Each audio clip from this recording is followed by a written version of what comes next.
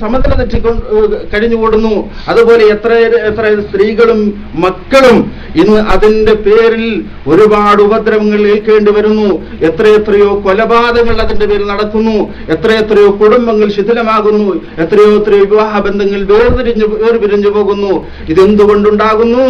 സൂഉൽ-ളന്ന് എന്ന് പറയുന്നതായ ആ ഒരു സംഗതി കൊണ്ടാണ്. മഹാനായ ഉമറുൽ ഖത്താബ് റളിയല്ലാഹു അൻഹു പറഞ്ഞതെന്താ? ഒരു മുഅ്മിനായ മനുഷ്യൻ, ഒരു മുഅ്മിനായ മനുഷ്യനിൽ നിന്നും ഏതെങ്കിലും ഒരു വാക്കോ അല്ലെങ്കിൽ ഒരു പ്രവൃത്തിയോ മറ്റോ കണ്ടു കഴിഞ്ഞാൽ അതിന് ഏതെങ്കിലും ഒരു നന്മയുടെ വശമുണ്ട് എങ്കിൽ ആ നന്മയുടെ വശത്തേക്ക് അതിനെ ചാർത്തി കൊടുക്കണം, അല്ലാതെ തിന്മയുടെ വശത്തേക്കല്ല. ഇപ്പൊ മൊബൈലിലേക്ക് ഒരു മിസ് കോൾ വന്നാൽ ആ മിസ് കോള് ആ ഭാര്യയുടെ കാമുകന്റേതായിരിക്കുമെന്ന് പെട്ടെന്നാണ് അവൻ ചിന്തിച്ചു പോകുന്നത്. പക്ഷെ അങ്ങനെ ചിന്തിക്കാൻ ഒരുപാട് സാധ്യതകളുണ്ട്. വേറെ എവിടെന്നെങ്കിലും മിസ് കോൾ ഏതെല്ലാം രീതിയിൽ വന്ന് മൊബൈലിലേക്ക് വരാം. ആ രീതിയിൽ അവന് ചിന്തിച്ചുകൊണ്ട് സമാധാനം അടഞ്ഞുകൂടെ? പക്ഷെ അവൻ അവിടെ അതല്ല ചിന്തിക്കുന്നത്. ഏതൊരു കാര്യം വന്നാലും അവിടെ അവൻ ചിന്തിക്കേണ്ടത് എന്താണ്? ഒരു മുഅ്മിനെ സംബന്ധിച്ചിടത്തോളം അതിൽ ഖൈറായ ഒരു വശമെങ്കിലും ഉണ്ട് എങ്കിൽ ആ ഖൈറായ വശത്തിന്റെ മേലാണ് അതിനെ ചുമത്തേണ്ടത്. അതാണ് പല മഹാരഥന്മാരും പറയുന്നത്, ഒരു വാക്കിന് അല്ലെങ്കിൽ ഒരു പ്രവൃത്തിക്കോ 99% തിന്മയുടേതായ ഭാഗമാണ് ഉള്ളത്. പക്ഷേ അതിൽ 1% മാത്രമേ നന്മയുടെ ഭാഗമുള്ളൂ എങ്കിൽ ആ 99 മാറ്റിവെച്ചിട്ട് ആ ഒരു ഭാഗമാകുന്ന നന്മയുടെ ഭാഗത്തേക്ക് ചുമത്തണമെന്ന് പറയുമ്പോൾ ആ തെറ്റിദ്ധാരണയുടെ ഗൗരവം എത്രത്തോളം ഉണ്ട് എന്ന് നാം മനസ്സിലാക്കേണ്ടതുണ്ട്. അപ്പോൾ തെറ്റിദ്ധാരണ വലിയ ഒരു രോഗമാണ്. സംശയം എന്ന് പറയുന്നത് വലിയൊരു രോഗമാണ്. ആ രോഗം നാം ഒരിക്കലും വെച്ചുകൊണ്ടിരിക്കാൻ പാടില്ല. അത് കുടുംബത്തിൽ മാത്രമല്ല, മറ്റും നമ്മളുടെ സുഹൃത്തുക്കളുടെ ഇടയിൽ അല്ലെങ്കിൽ നമ്മളുടെ സ്ഥാപനത്തിൽ ജോലി ചെയ്യുന്നവരുടെ ഇടയിൽ ഇങ്ങനെ പല രീതിയിൽ നമുക്ക് ഏതുണ്ടാകാം, തെറ്റിദ്ധാരണകൾ ഉണ്ടാകാം. പക്ഷേ തെറ്റിദ്ധാരണയുടെ പേരിലുണ്ടാകുന്ന പ്രവർത്തനങ്ങൾ ഉണ്ടായിക്കഴിഞ്ഞാൽ അത് വളരെയധികം കുറ്റകരമായി തീരും. അപ്പോൾ മനുഷ്യനെ സംശുദ്ധമാക്കുവാൻ വേണ്ടി വന്ന പരിശുദ്ധമായ മതം, ആ മതം പഠിപ്പിക്കുന്ന റസൂലുള്ളാഹി സ്വല്ലല്ലാഹു അലൈഹി വസല്ലം തങ്ങൾ പറയുകയാണ്, ഇങ്ങനെ മനുഷ്യരിൽ പ്രത്യേകിച്ച് നബി സല്ലല്ലാഹു അലൈഹി വസല്ലം തങ്ങളുടെ ഉമ്മത്തിൽ ഈ 3 ദൂഷ്യങ്ങൾ ഉണ്ട് എന്ന് റസൂലുള്ളാഹി സ്വല്ലല്ലാഹു അലൈഹി വസല്ലം തങ്ങൾ പറയുന്നു. ഏതൊക്കെ? ഒന്ന്, ഈ അപലക്ഷണം കാണുക, അതുപോലെ തന്നെ ഹസദ്, അതുപോലെ തന്നെ തെറ്റിദ്ധാരണ. ഇത് 3ഉം ഉണ്ട്. അപ്പോൾ പ്രത്യേകിച്ചും ഒരു സംശയം ഉടലെടുക്കും. പരിശുദ്ധമായ ദീനുൽ ഇസ്ലാം വന്നത് മനുഷ്യന്റെ ബാഹ്യമായി സംസ്കരിക്കുന്നതിന് പുറമെ ഏറ്റവും കൂടുതൽ അവന്റെ ആത്മാവിനെ, അവന്റെ ഹൃദയത്തെ ശുദ്ധീകരിക്കാൻ വേണ്ടി വന്ന മതമാണല്ലോ പരിശുദ്ധമായ ദീനുൽ ഇസ്ലാം. ഈ 3 കാര്യങ്ങളും മനുഷ്യന്റെ ഹൃദയത്തിലുള്ളതായ കറകളാണ്, മോശമായതായ വിശ്വാസങ്ങളാണ്, ചിന്താഗതികളാണ്, ദോഷങ്ങളാണ്. അപ്പോൾ ഇതിനെ നിർമ്മാർജ്ജനം ചെയ്യാൻ ഈ 3 കാര്യങ്ങളും ഇസ്ലാമിന്, എന്റെ ഉമ്മത്തിന് രാജ്യമായിട്ടുള്ള കാര്യങ്ങളാണെന്ന് പറയുമ്പോൾ അതിനെ നിർമ്മാർജ്ജനം ചെയ്യാൻ വഴികളൊന്നുമില്ലേ? അങ്ങനെ അങ്ങ് ജീവിച്ചാൽ മതിയോ? പോരല്ലോ. അതുകൊണ്ട് തന്നെ സഹാബാക്കൾ അവിടെ ചോദിച്ചു,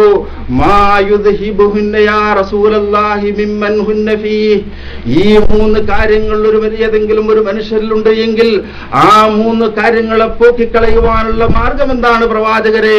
അതുകൂടി ഞങ്ങൾക്ക് പഠിപ്പിച്ചു തരണം എന്ന് റസൂലുള്ളാഹി സ്വല്ലല്ലാഹു അലൈഹി വസല്ലം തങ്ങൾ പറയുകയുണ്ടായി. തങ്ങളോട് സഹാബാക്കൾ ചോദിക്കുന്നുണ്ടായി. ആ സന്ദർഭത്തിൽ റസൂലുള്ളാഹി സ്വല്ലല്ലാഹു അലൈഹി വസല്ലം തങ്ങൾ പറയുകയാണ്, ഇദാ ഹസദ്ത ഫസ്തഗ്ഫിരില്ലാഹ്. ഒരു മനുഷ്യനിൽ നിന്നും അസൂയയുണ്ടായാൽ അല്ലാഹു സുബ്ഹാനഹു വ തആലയോട് അവന് പൊറുക്കലിനെ തേടുക എന്ന് പറഞ്ഞാൽ, അസൂയ എന്ന് പറയുന്നത് ഒരു രോഗമാണ്, ഒരു പാപമാണ്.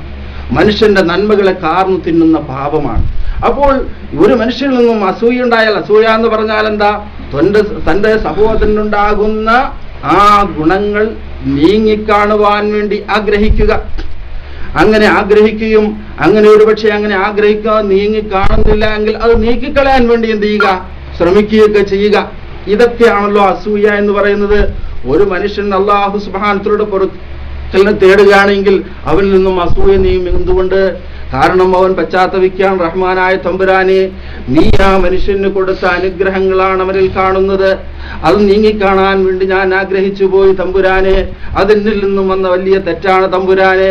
അതുകൊണ്ട് റഹ്മാനായ തമ്പുരാനെ, എനിക്ക് നീ പുറത്തു തരയണമേ എന്നൊരു മനുഷ്യൻ ആത്മാർത്ഥമായി അള്ളാഹുവിനോട് ഇസ്തിഗ്ഫാർ ചെയ്യുകയാണ് എങ്കിൽ അവന്റെ ഹൃദയത്തിൽ നിന്നും ഏതും നീങ്ങിപ്പോകും, ആ ഹസദ് നീങ്ങിപ്പോകും. അതുപോലെ ഈ അപലക്ഷണം കാണുക എന്ന് പറയുന്നതോ അതിനെന്താ മാർഗം? നീ അപലക്ഷണം കണ്ടാൽ ഫംളി, ആ വഴിക്ക് തന്നെ നീ പോകും എന്ന് പറഞ്ഞാൽ എന്താ? നേരത്തെ പറഞ്ഞതുപോലെ പൂച്ച എന്ത് ചെയ്തു? കുറുക്കി ചാടിട്ട് ഒരു 10 പൂച്ചയോട് കുറുക്കിയാടി, എന്താ ഞാൻ പോകുന്ന വഴിക്ക് ഞാൻ പോവുക, അത് തന്നെ. അല്ലാന്നില്ല അവിടെ തിരിഞ്ഞു നിൽക്കുന്ന പ്രശ്നമില്ല. ഞാൻ ഏത് വഴിക്കാണ് പറഞ്ഞത്, അത് പടച്ചവൻ തീരുമാനിച്ചാൽ എനിക്ക് ഞാൻ ആ വഴിക്ക് എന്ത് ചെയ്യാ, അങ്ങോട്ട് പോവുക. പൂച്ച കുറുക്കിയാടി എന്ന് പറഞ്ഞിട്ട് എന്ത് ചെയ്യാ, അത് തിരിഞ്ഞു ആ വഴിക്ക് ഇനി, അല്ലെങ്കിൽ വേറെ ഏതെങ്കിലും ഒരു വഴി കൂടി ഇനി അങ്ങോട്ട് പോവാ, ആ വഴി കൂടെ പോവാ. ഇല്ല, പിന്നെന്താ? അങ്ങനെ ഉണ്ടെങ്കിൽ എന്ത് ചെയ്യാ? അതേ രീതിയിൽ തന്നെ എന്ത് ചെയ്യാ, അങ്ങോട്ട് പോവുക. പ്രഭാതത്തിൽ ഒരാൾ നമുക്ക് അപലക്ഷണമായിട്ട് കാണുന്നത്, ഒരാൾ പ്രഭാതത്തിൽ നമുക്ക് ഇഷ്ടമില്ലാത്ത ഒരാൾ രാവിലെ ഇതാ വന്നിരിക്കും, അല്ല, വാ ഇരിക്ക്, കസേര ഇങ്ങോട്ട് വാ, ഒരു കസേരയൊക്കെ എടുത്തിട്ട് കൊടുക്കുക, സന്തോഷമായിട്ട് എന്ത് ചെയ്യാ, അവരെ സ്വീകരിച്ചിരുത്തുക.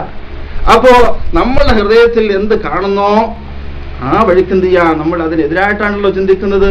പൂച്ച ഉറുക്കിയാടിയാൽ ഇനി അങ്ങോട്ട് പോകാൻ പാടില്ല, അപ്പോൾ നേരെ എന്ത് ചെയ്യാ, പോവുക.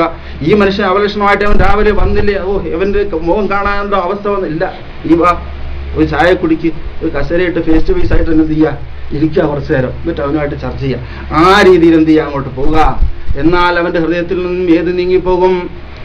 ആ തത്തയ്യറ അപലക്ഷണം കാണൽ, അതിന്റെ പേരിൽ അവന്റെ ഹൃദയത്തിൽ ഉണ്ടാകുന്നതായ തിന്മ അവനിൽ നിന്നും നീങ്ങിപ്പോകും. അപ്പോൾ ആ രീതിയിൽ അവൻ എന്താണോ വെറുക്കുന്നത് ആ വഴിക്ക് എന്ത് ചെയ്യുക, അങ്ങ് പോവുക. അങ്ങനെ പോവുകയാണെങ്കിൽ അവനിൽ ഏതുണ്ടാകില്ല, ആ അപലക്ഷണം കാണുക എന്നുള്ള സംഗതി അവന്റെ ഹൃദയത്തിൽ മാറിപ്പോകും. എന്നിട്ട് മൂന്നാമതായി റസൂലുള്ളാഹി സ്വല്ലല്ലാഹു അലൈഹി വസല്ലം പറയുകയാണ്, മൂന്നാമത്തെ കാര്യം എന്താ? സൂഉൽ വരുന്നെന്താണ്? മഹാനായ റസൂൽ കരീം സല്ലല്ലാഹു അലൈഹി വസല്ലം തങ്ങൾ പറയുകയാണ്, ഇദാ വനന്താ, നിനക്ക് ഭാവനയുണ്ടായാൽ, നിനക്ക് തെറ്റിദ്ധാരണയുണ്ടായാൽ, ഫലാ തുഹഖിഖ്, നീ അത് വാസ്തവമാക്കരുത്. നിനക്ക് തെറ്റിദ്ധാരണ ഉണ്ടാകുന്ന, ഒരു സംശയം ഉണ്ടാകുന്ന എന്താ, അങ്ങനെ ഉണ്ടായോ, ഇങ്ങനെ ഉണ്ടായോ, അല്ലെങ്കിൽ ഭാര്യയുടെ അങ്ങോട്ട് പോയോ ഇങ്ങോട്ട് പോയോ, അല്ലെങ്കിൽ അവരങ്ങനെ പറഞ്ഞു, അല്ലെങ്കിൽ സ്കൂള് കണ്ടു, അല്ലെങ്കിൽ ഇങ്ങനെ കണ്ടു, അല്ലെങ്കിൽ ഒരു കത്ത് വന്നു, അല്ലെങ്കിൽ അവൻ പോക്കറ്റ് കൈയിടുന്നത് കണ്ടു, അല്ലെങ്കിൽ പോക്കറ്റിലോട്ട് വെക്കുന്നത് കണ്ടു. ഇങ്ങനെയൊക്കെ കണ്ടാൽ എന്ത് ചെയ്യാ, പല തുഹത്തേക്കാൾ എന്ത് ചെയ്യരുത്, നീ വാസ്തവമാക്കരുത്. അങ്ങനെ പല കാര്യങ്ങളുണ്ടാകാം. ഇപ്പൊ പോക്കറ്റ് കിടന്ന് മൊബൈൽ എടുക്കാൻ വേണ്ടി ആയിരിക്കും പോക്കറ്റ് കേട്ടത്, അപ്പം മറ്റൊന്ന് ധരിക്കുന്നത് എന്താ, അപ്പം മറ്റൊന്ന് ചിന്ത. അപ്പോൾ ഒരു സ്വാഭാവികമായിട്ട് ഉണ്ടാകുന്ന എന്താ ഒരു ചിന്ത, അവന്റെ ഹൃദയത്തിൽ ഉണ്ടാകുന്ന ഒരു തെറ്റിദ്ധാരണ ഉണ്ടാകാം, അവൻ പോക്കറ്റ് കേട്ട എന്താ അങ്ങനെയാകാമല്ലോ. അല്ല, അങ്ങനെ വെക്കരുത്. കാരണം പിന്നെ പ്രത്യേകിച്ച് പറയാനുള്ളത്, നമ്മൾ ഒരിക്കലും എന്ത് ചെയ്യാൻ പാടില്ല, തെറ്റിദ്ധാരണയ്ക്ക് വഴി കൊടുക്കാനും പാടില്ല. അങ്ങനെയുണ്ട്. തെറ്റിദ്ധാരണയ്ക്ക്, ഇബ്ലീസിന് മുതലെടുക്കാനുള്ള തെറ്റിദ്ധാരണയ്ക്ക് വഴി കൊടുക്കാനും പാടില്ല. അങ്ങനെയുമുണ്ട്. ആരെയും തെറ്റിദ്ധരിക്കാനും പാടില്ല കാരണമായിട്ട്. അതുപോലെ തന്നെ തെറ്റിദ്ധാരണയ്ക്ക് വഴി കൊടുക്കാനും പാടില്ല. മഹാനായ റസൂൽ കരീം സല്ലല്ലാഹു അലൈഹി വസല്ലം തങ്ങൾ, ബുഖാരിയിലും മുസ്ലിമിലുള്ള ഹദീസ് നമുക്ക് കാണാൻ കഴിയും. മഹാനായ റസൂൽ കരീം സല്ലല്ലാഹു അലൈഹി വസല്ലം തങ്ങൾ മദീന പള്ളിയിൽ അവിടുന്ന്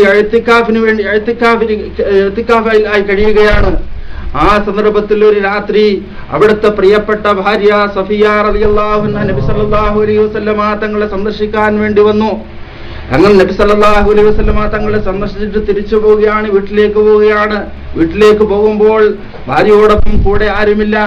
അങ്ങനെ നബി സല്ലല്ലാഹു അലൈഹി വസല്ലം തങ്ങൾ അവരെ യാത്രയാക്കാൻ വേണ്ടി സഫിയ റളിയല്ലാഹു അൻഹയോട് ഒപ്പം പോയി. അങ്ങനെ ഒപ്പം പോകുമ്പോൾ ഇതാ 2 സഹാബാക്കൾ, അൻസാറുകൾപ്പെട്ട 2 സഹാബാക്കൾ ഇതാ നബി സല്ലല്ലാഹു അലൈഹി വസല്ലം തങ്ങളും അവിടുത്തെ പ്രിയപ്പെട്ട ഭാര്യയും കൂടി നടന്നു പോകുന്നത് കണ്ടപ്പോൾ ആ സഹാബാക്കൾ നബിതങ്ങളെ മാത്രം കാണുകയാണെങ്കിൽ എന്താകും, പെട്ടെന്ന് നബിതങ്ങളുടെ അടുത്തേക്ക് വരും, എന്നിട്ടൊരു സലാം പറഞ്ഞിട്ടേക്ക് പോവുള്ളൂ. നബിതങ്ങളോടൊപ്പം ആരെ കാണുന്നു, ഒരു സ്ത്രീയെ കാണുന്നു, അപ്പൊ നബിതങ്ങളുടെ ഭാര്യ ആയിരിക്കും. അപ്പോൾ അത് ഒരു ബഹുമാനം വേണമല്ലോ. കാരണം അന്യ സ്ത്രീകളുടെ അടുക്കലുമായിട്ട് ബന്ധപ്പെടുന്നവർക്ക് ഒരു ബുദ്ധിമുട്ടുണ്ടാകരുതല്ലോ എന്ന ചിന്തയിലൂടെ സഹാബാക്കൾ എന്ത് ചെയ്തു, അവർ പെട്ടെന്ന് നടത്തെടുത്തതിന് സ്പീഡ് കൂട്ടി. അവർ പെട്ടെന്ന് നടക്കാൻ തുടങ്ങി. ആ നബിയെ കാണുമ്പോൾ നബിയുടെ അടുത്തേക്കാണ് വരുന്നത്, പെട്ടെന്ന് സാവധാനമാണ് പോകുക. പക്ഷേ നബി സല്ലല്ലാഹു അലൈഹി വസല്ലം തങ്ങളുടെ അടുക്കൽ ഇതാ സഫിയ റളിയല്ലാഹു അൻഹ കണ്ടപ്പോൾ, സഫിയ റളിയല്ലാഹു അൻഹ അവർക്കറിയില്ല, അങ്ങനെ കണ്ടപ്പോൾ അവരെന്ത് ചെയ്യും, നടത്തത്തിന് സ്പീഡ് കൂട്ടി അങ്ങോട്ട് നടക്കാൻ തുടങ്ങി. അപ്പോൾ റസൂലുള്ളാഹി സ്വല്ലല്ലാഹു അലൈഹി വസല്ലം തങ്ങൾ വിളിച്ചിട്ട് പറഞ്ഞു, അലാ റിസ്ലിക്കുമാ, നിങ്ങൾ അങ്ങനെ പെട്ടെന്ന് പോകരുത്, അവിടെ നിന്ന് നിൽക്കണം. നിങ്ങളെന്താ ഇത്ര വേഗത കൂട്ടി പോകുന്നത്, അവിടെ നിൽക്ക്. എവിടെയാ പോകുന്നത് ഇത്ര വേഗത്തില്? അങ്ങനെ നബി സല്ലല്ലാഹു അലൈഹി വസല്ലമ തങ്ങൾ ആ സഹാബാക്കളുടെ അടുക്കലേക്ക് ചെന്നിട്ട് നബി സല്ലല്ലാഹു അലൈഹി വസല്ലമ തങ്ങൾ പറയുകയാണ്, ഇന്നഹാ സഫിയ്യത്തു ബിന്തു ഹുയയ്യ, ഈ നിൽക്കുന്നതുണ്ടല്ലോ അത് ഹുയയ്യിന്റെ മകളായ സഫിയ്യയാണ് എന്ന് പറഞ്ഞാൽ നബി സല്ലല്ലാഹു അലൈഹി വസല്ലമ തങ്ങളുടെ ഒരു ഭാര്യയുടെ പേരാണ് ഹുയയ്യിന്റെ മകളായ സഫിയ്യ റളിയല്ലാഹു അൻഹയാണ്. അപ്പോ ഇത് ഹുയയ്യിന്റെ മകളായ സഫിയ്യാണ്, ഇതെന്റെ ഭാര്യയാണ് എന്ന് സഹാബാക്കൾക്ക് വിശദീകരിച്ചു കൊടുക്കുകയാണ്. ആ സന്ദർഭത്തിൽ സഹാബാക്കൾ പറയുകയാണ്, സുബ്ഹാനല്ലാഹി യാ റസൂലല്ലാഹ്. അവർ ആശ്ചര്യഭരിതരായി പോയി. സുബ്ഹാനല്ലാഹ് യാ റസൂലല്ലാഹ്, യാ റസൂലല്ലാഹ് എന്ന് വിളിച്ചിട്ട് അവർക്ക് പിന്നീട് ഒരു വാക്കും മിണ്ടാൻ കഴിയുന്നില്ല. ആശ്ചര്യഭരിതരായി നിന്നു പോവുകയാണ്. അള്ളാഹുവിന്റെ പ്രവാചകൻ എന്താണ് ഈ പറയുന്നത്? അള്ളാഹുവിന്റെ പ്രവാചകന് ഞങ്ങളുടെ ഹൃദയത്തിൽ തെറ്റിദ്ധാരണയുണ്ടാകുമോ? യാതൊരുവിധമായ തെറ്റിദ്ധാരണയുണ്ടാകില്ല. അപ്പോൾ അവർ ആശ്ചര്യഭരിതരായി സ്തബ്ധരായി പോയി. അങ്ങനെ നാം പറയില്ലേ, ഏതെങ്കിലും അത്ഭുതം കാണുകയോ അല്ലെങ്കിൽ അത്ഭുതം കേൾക്കുകയോ ചെയ്യുമ്പോൾ നമുക്കൊന്നും പറയാനോ പിന്നൊന്നും പ്രവർത്തിക്കാനോ കഴിയാതെ അന്തം വിട്ടിങ്ങനെ നിന്നുപോകും.